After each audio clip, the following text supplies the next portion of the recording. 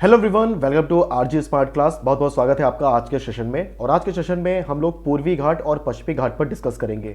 बहुत important topic है ये, यहाँ से बहुत सारे क्वेश्चंस आते हैं एग्जाम में और अक्सर बहुत सारे स्टूडेंट इसको लेकर कंफ्यूज भी रहते हैं। तो आज मैं आपको एक ऐसी ट्रिक बताने वाला हूँ, उसके बाद में आप पूर्वी घाट और पश्चिमी घाट इनसे रिलेटेड जितने भी क्वेश्चन हैं उनमें आप कभी भी कंफ्यूज नहीं होंगे। तो चलिए शुरू करते हैं।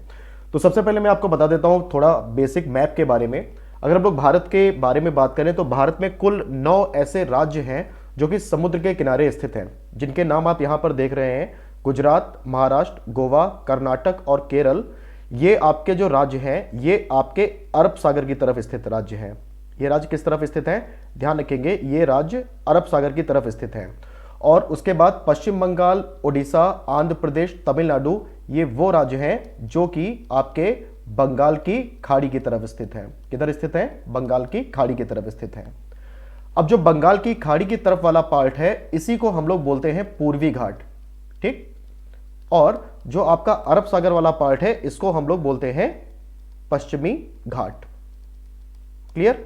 आपको पता है कि मैप में ऊपर नॉर्थ होता है, नीचे साउथ होता है, जिधर हमारा राइट है उधर होता है ईस्ट, और जिधर हमारा लेफ्ट है उधर क्या होता है, वेस्ट। तो जिधर बंगाल की खाड़ी है उस एरिया को हम लोग बोलेंगे पूर्वी घाट, और जिधर है अरब सागर उसको हम बोलेंगे पश्चिमी घाट। अब इसके बाद में आपसे क्वेश्चन ये पूछा जाता है कि जो गुजरात और महाराष्ट्र का तटीय भाग है इसे क्या बोलेंगे, महाराष्ट्र और गोवा के तटीय भाग को क्या बोलेंगे। इस तरीके से क्वेश्चंस आपसे एग्जाम में पूछे जाते हैं। तो इसको याद करने के लिए एक सिंपल सी ट्रिक मैं आपको लिख रहा हूं, उसको आपको जो है याद रखना है। आपको लिखना है काको केमा, आपको लिखना है काको केमा, और फिर आपको लिखना है ऊ को, काको केमा ऊ को। इसको आपको लर्न करना है, उसके बाद में ये तट आपको याद हो जाएंगे। तो देखिए कैसे। तो काको केमा, तो सबसे पहले का है, तो का यानी कि गुजरात और महाराष्ट्र का जो तटीय भाग है उसका नाम हो गया, तो ये हो गया काठियावाड़ तट। क्या हो गया, काठियावाड़ तट, ठीक है। उसके बाद में को, तो को से हो जाएगा महाराष्ट्र और गोवा का पार्ट, इसको हम लोग बोलेंगे क्या, कोंकण तट। ये हो गया आपका कोंकण तट। क्लियर। फिर उसके बाद में के से हो जाएगा आपका गोवा और कर्नाटक का भाग, इसको हम लोग बोलेंगे केनरा तट। इसको हम लोग क्या बोलेंगे, केनरा तट। कभी कभी इसको कन्नड़ तट भी बोल देते हैं, तो केनरा और कन्नड़ तट दोनों एक ही है, ध्यान रखेंगे। उसके बाद में मा, तो मा से हो जाएगा आपका कर्नाटक और केरल का पार्ट, और इसको हम लोग बोलते हैं मालाबार तट। इसको हम लोग क्या बोलेंगे, मालाबार तट। तो बहुत आसानी से इस ट्रिक से आप याद कर सकते हो काको केमा। तो का से काठियावाड़, को से कोंकण, के से केनरा और मा से मालाबार। अब इस तरफ देखते हैं, इधर है ऊ को, तो ऊ से हो जाएगा आपका पश्चिम बंगाल और उड़ीसा का पार्ट, और इसको हम लोग बोलेंगे उत्कल तट। क्या बोलेंगे, उत्कल तट। द्राविड़ उत्कल बंग, ये एक लाइन आती है अपने राष्ट्रगान में, बंग यानी कि बंगाल। इससे आप याद कर सकते हो कि उत्कल तट से शुरुआत होगी, उत्कल तट सबसे ऊपर आएगा, क्योंकि 2 बार ऊ है इसलिए कंफ्यूज आप नहीं होंगे, ठीक है। तो द्राविड़ उत्कल बंग जो राष्ट्रगान की लाइन है बंगाल, उससे आप याद रखेंगे कि पश्चिम बंगाल के पास में ही उत्कल तट आएगा। दूसरा वाला जो ऊ है इससे होता है उत्तरी सरकार, इससे क्या होता है, उत्तरी सरकार। और उसके बाद में जो को है, तो को से हो जाएगा आपका आंध्र प्रदेश और तमिलनाडु का पार्ट, और इसको हम लोग बोलेंगे कोरोमंडल तट। इसको हम लोग क्या बोलेंगे, इसको हम लोग बोलेंगे कोरोमंडल तट। तो ऊ से क्या हो गया, उत्कल तट, फिर अगले ऊ से हो गया उत्तरी सरकार तट, फिर को से हो गया आपका कोरोमंडल तट। तो काको केमा ऊ को, इसको याद करके जितने भी ये तट हैं इनके नाम आप याद कर सकते हैं। चलिए कुछ इंपॉर्टेंट फैक्ट देख लेते हैं इनसे रिलेटेड। तो अगर हम लोग पूर्वी घाट के तटों की बात करें तो सबसे पहले जो पश्चिम बंगाल और ओडिशा का तटीय भाग है इसको हम लोग क्या बोलेंगे, इसको हम लोग उत्कल तट बोलेंगे, ठीक। ओडिशा और आंध्र प्रदेश का जो तटीय भाग है इसको हम लोग क्या बोलेंगे, इसको हम लोग उत्तरी सरकार तट बोलेंगे।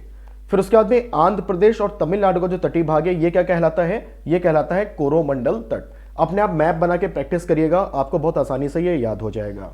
अगर हम लोग पश्चिमी घाट के तटों की बात करें तो गुजरात और महाराष्ट्र का जो तटीय भाग है ये क्या कहलाता है, ये कहलाता है काठियावाड़ तट।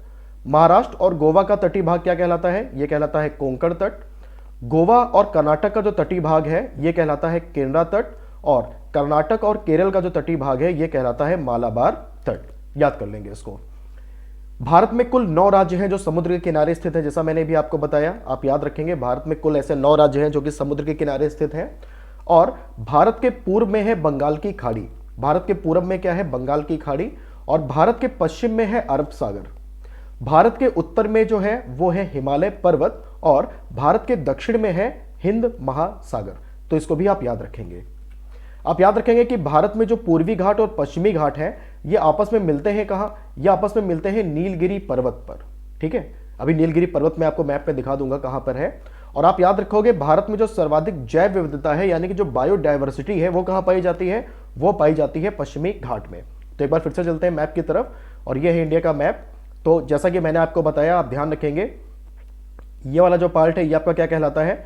ये आपका कहलाता है पश्चिमी घाट। ध्यान रखेंगे ये अरब सागर की तरफ वाला पार्ट है, इसको पश्चिमी घाट बोलते हैं। जो आपका बंगाल की खाड़ी की तरफ का पार्ट है उसको हम लोग क्या बोलते हैं? इसको हम लोग बोलते हैं पूर्वी घाट। और ये दोनों मिलते हैं नीलगिरी की पर्वत पे। नीलगिरी का पर्वत आपका कहां पर है? तमिलनाडु में। यहां पर आपका यहाँ पूर्वी घाट और पश्चिमी घाट दोनों आपस में मिलते हैं। भारत में सर्वाधिक जो जैव विविधता है वो आपको पश्चिमी घाट को देखने को मिलती है। तो पश्चिमी घाट ये वाला क्षेत्र है, यहीं पर सबसे अधिक जो जैव विविधता है यानी कि जो बायोडायवर्सिटी है वो हमें देखने को मिलती है। याद कर लेंगे। एक पॉइंट मैं आपको और बता देता हूं कि भारत में सबसे लंबी समुद्री सीमा वाला जो राज्य है, अगर आपसे पूछा जाए तो ध्यान रखेंगे सबसे लंबी समुद्री सीमा वाला जो राज्य है वो है गुजरात। सबसे लंबी जो तट रेखा वाला राज्य है वो है गुजरात। और दूसरी सबसे लंबी तट रेखा वाला जो राज्य है वो राज्य है आंध्र प्रदेश। सबसे लंबी तट रेखा वाला राज्य गुजरात, दूसरे सबसे लंबी तट रेखा वाला राज्य आंध्र प्रदेश। अब चूंकि आंध्र प्रदेश दक्षिण भारत में है तो कभी कभी आपसे इस तरीके से पूछा जाएगा कि दक्षिण भारत में सबसे लंबी तट रेखा वाला राज्य कौन सा है, तो आप आंध्र प्रदेश पे टिक करोगे। तो चलिए आज के लिए बस इतना ही। अगर ये वीडियो आपको अच्छा लगा हो तो इसे लाइक करिएगा, शेयर करिएगा और कमेंट करके जरूर बताइएगा कि वीडियो आपको कैसा लगा। अगर आप इसका पीडीएफ डाउनलोड करना चाहते हैं तो आप हमारे टेलीग्राम चैनल से डाउनलोड कर सकते हैं। टेलीग्राम चैनल का लिंक मैंने डिस्क्रिप्शन में दिया हुआ है। तो आज के लिए इतना ही, मिलते हैं अगले वीडियो में, तब तक के लिए गुड बाय, थैंक यू।